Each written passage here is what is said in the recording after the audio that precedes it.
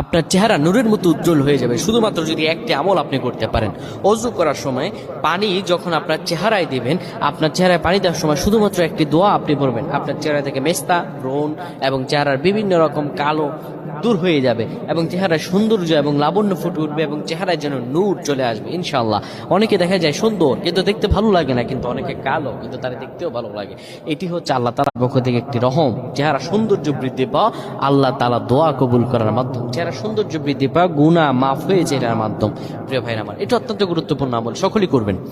যখন আপনি অজু করবেন, অজু করার সময় পানিটা যখন চেহারায় দিবেন, ওই পানির মধ্যে 3 বার পরে ফু দিবেন। আল্লাহু নূরুস সামাওয়াতি ওয়াল আরদ আল্লাহুম্মা ইগফিরলি, আল্লাহু নূরুস সামাওয়াতি ওয়াল আরদ আল্লাহুম্মা ইগফিরলি। এই দোয়াটি 3 বার পরে সেই পানির মধ্যে ফু দিয়ে পানিটা চেহারার মধ্যে লাগাবেন। আমার আল্লাহ আপনার চেহারা